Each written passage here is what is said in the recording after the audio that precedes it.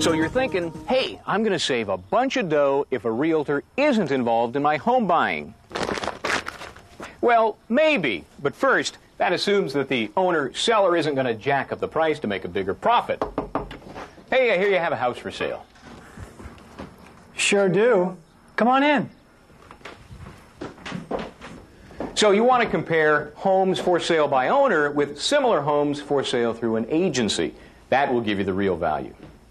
And don't count on getting the whole truth about the condition of the home either. Sorry, we're grouting. Disclosure laws that are followed very closely by realtors may not be so closely followed by owner-sellers. Come on. So help yourself out. Ask a lot of questions so you can avoid surprises after the sale. So what do you think? Yeah, just a second. Finally, get an agreement with the seller that you will only close the deal if an independent attorney or real estate professional looks over the paperwork. Really, it's cheap insurance. So, don't buy trouble when buying from the owner. If the seller isn't paying a commission, you should share in the savings. Know the disclosure laws, ask the seller about defects, maintenance, and who pays for problems that pop up after closing. And make the sale conditioned. That is, it won't go through unless a professional okays the deal. Okay, great, thanks. I'll let you know. You know, buying your home directly from the owner can be a good deal for everyone. But remember how to protect your purchase. That will give you the legal edge. I'm attorney Michael James Bryant. Hey, Brian! How you doing? Care to borrow your lawnmower? Yeah, sure.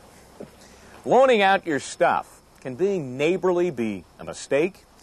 The legal term is bailment. No, not spearmint, not peppermint. Bailment. It's giving control of your property to someone else. And that can mean trouble. Hey, Brian! Hurry, stop it!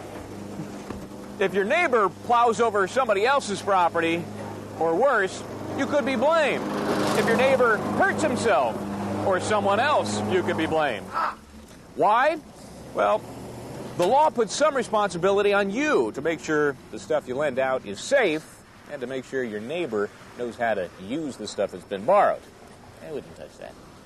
Be neighborly, not dumb. Don't loan things, especially power things, unless they work right. Check out your neighbor, too. Does he or she know what to do with the borrowed goods? You really want protection? Get a written promise from your neighbor that you won't be blamed for problems. I ain't signing that pencil neck. Didn't think so. You are not going to get written permission. I know that. It doesn't seem neighborly. But at least check out the neighbor and check out the equipment before you loan it out. That will give you the legal edge. Hey, Brian! I'm attorney Michael James Bryant.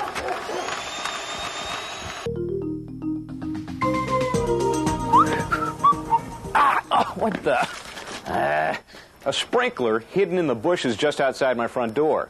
Am I, as a renter, responsible for this area just because it's near my home? Common question about common ground. The word common has a special legal meaning. Common ground, or common areas, are those areas shared by you and other folks where you live. A stairway that leads to more than one apartment. The recreation area. The laundry room.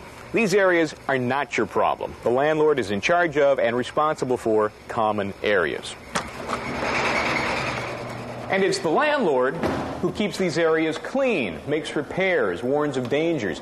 Any problems the landlord knows about or should know about if keeping an eye on the common ground.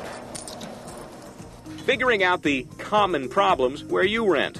The landlord is responsible for walkways, stairways, hallways, any area shared by more than one tenant, including special use areas like laundry rooms, pools, recreation, and meeting rooms. That doesn't mean you can make a mess in a common area, walk away, and avoid the blame.